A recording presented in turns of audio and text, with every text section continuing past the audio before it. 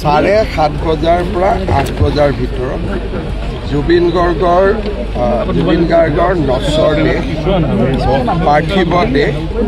সৰু সজাইৰ পৰা আমি আমাৰ এই কমাৰকুছি যেটো আমাৰ জোৰাবাটৰ সমীপত এই জায়গাটোলৈকে আমি লৈ আহিম জুবিন এম্বুলেন্সত থাকিব আৰু জুবিনৰ পত্নী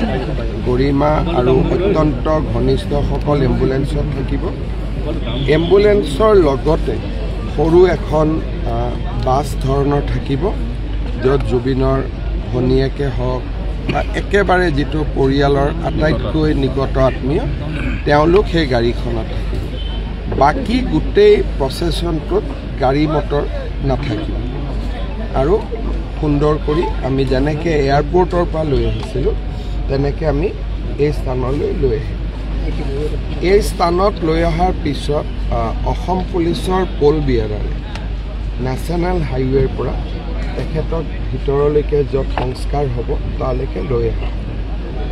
লৈ অহাৰ পিছত পুলিচে যেটো ৰাষ্ট্ৰীয় যেতিয়া আমি সৎকাৰ কৰোঁ ৰাষ্ট্ৰীয় সন্মানেৰে সৈতে পুলিচে গান চেলুট আদি দিয়ে পুলিচে গান চেলুট দিব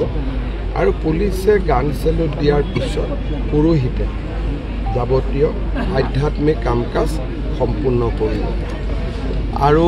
অলপ পিছতে পৰিয়ালৰ লোক আহিব তেওঁলোকে পুৰোহিতৰ লগত কথা পাতিছে পুৰোহিত গৰাকীকো তেওঁলোকে ইয়াতে লৈ আহিব আৰু যি ধৰণে আমাক নিৰ্দেশ দিয়ে আমি তেনেকৈ কামখিনি কৰি দিম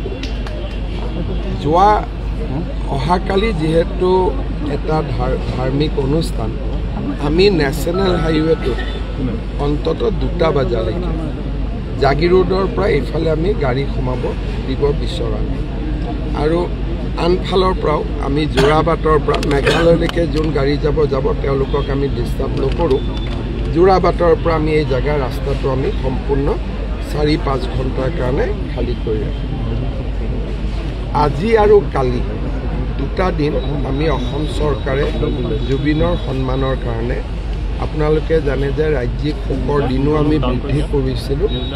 তাৰ লগত সংগতি ৰাখি আজি আৰু কালি 2টা দিন ড্ৰাই ডে থাকিব মেঘালয় চৰকাৰেও সিদ্ধান্ত লৈছে যে জোৰাবাটৰ গোটেই ৰাস্তাটোত য'ত যিফালেদি জুবিন আহিব সেই ৰাস্তাটোত থকা সকলো মদৰ দোকান আজি আৰু কাইলৈ বন্ধ থাকিব অৰ্থাৎ জোৰাবাটতো ড্ৰাই ডে পালন কৰা হ'ব অহাকালি অসমৰ সকলো স্থানতে বিদ্যালয় মহাবিদ্যালয় বিশ্ববিদ্যালয় বন্ধ থাকিব চৰকাৰী কাৰ্যালয় আন স্থানবিলাকত খোলা থাকিব কিন্তু বিদ্যালয় মহাবিদ্যালয় ইউনিভাৰ্চিটি খোলা থাকিব কামৰূপ মহানগৰ জিলা চৰকাৰী কাৰ্যালয়ো বন্ধ থাকিব যেহেতু কালি ট্ৰেফিকৰ সমস্যা থাকিব আন ধৰণে সমস্যা থাকিব আৰু কালি সকলোতে যিমান চৰকাৰী অনুষ্ঠান আছে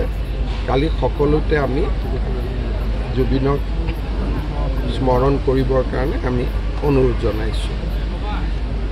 জুবিনৰ পৰিয়াল অলপ আগতে মোৰ বাসভৱনলৈ আহিছিল তেওঁলোকে এটা সিদ্ধান্ত লৈছে আৰু ৰাজ্য চৰকাৰক সহযোগিতাৰ বাবে কৈছে যে জুবিনৰ যেটো 13 দিনীয়া আমি মাংগলিক অনুষ্ঠান হয় সেই মাংগলিক অনুষ্ঠানটো আমি যোৰহাটত পালন কৰিম আৰু গৰিমা গাৰ্গকে ধৰি জুবিনৰ পৰিয়ালো সেই অনুষ্ঠানটোত উপস্থিত থাকিব আৰু সেই দিনাখনেই যোৰহাটৰ ৰাইজক আমি আনুষ্ঠানিকভাৱে জুবিনৰ চিতাভস্ম অৰ্পণ কৰিম যাতে তাতো সমাধি হ'ব পাৰে অৰ্থাৎ 13 দিনৰ দিনটোত যোৰহাটত এটা শ্ৰাদ্ধ ঠিক মাংগলিক অনুষ্ঠান বুলি কম আমি কাৰণ তেওঁলোকৰ পৰিয়ালে কি মাংগলিক অনুষ্ঠান কৰে সেইটো তেখেতসকলৰ লগত আলোচনা কৰিব লাগিব কিন্তু 13 দিনৰ দিনা আমি জুবিনৰ চিতাভস্মৰে সৈতে তাতে আমাৰ মাংগলিক অনুষ্ঠান হ'ব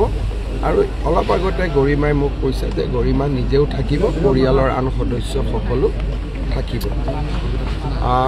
অনুষ্ঠান হৈ যোৱাৰ পিছত কালিৰ আধ্যাত্মিক অনুষ্ঠান হৈ যোৱাৰ পিছত যিখিনি জায়গাত আমি জুবিনৰ অন্তিম সংস্কাৰ কৰিম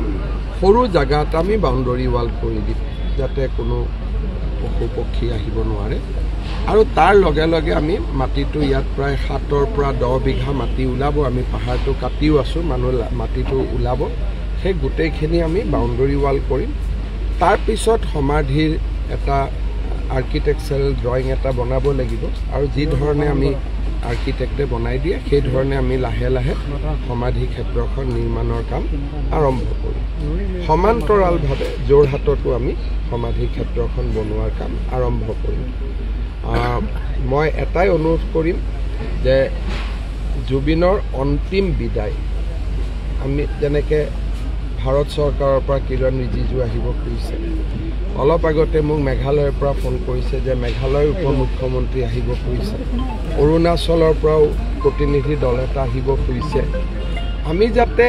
বহু দিনলৈ মনত ৰাখিব পৰা ধৰণে আমি জুবিনক বিদায় দিম আৰু সেইকাৰণে মই ৰাইজৰ সহযোগিতা কামনা কৰিছোঁ আৰু যিসকলে দুই এটা জেগাত মই দেখিছোঁ যে একাংশ লোকে যিকোনো প্ৰকাৰে গণ্ডগোল কৰিব খোজে আমি ভিডিঅ' ৰেকৰ্ডিং কৰিম কালি গোটেই অনুষ্ঠান কাৰণ জুবিনক আমি সন্মানেৰে সৈতে বিদায় দিব খুজিছোঁ ইয়াত আমি বিশৃংখল সৃষ্টি কৰিব খোজা নাই গতিকে কালি আমি গোটেই অনুষ্ঠানটো সৰু সজাইৰ পৰা অন্তিম বিদায়লৈকে গোটেইটো আমি ভিডিঅ'গ্ৰাফ কৰিম আৰু কোনোবাই যদি পিছত আমি দেখোঁ যে ইচ্ছাকৃতভাৱে আবেগত কৰা বেলেগ কথা কিছুমানে ইচ্ছাকৃতভাৱেও খেলি মেলি কৰিব খোজে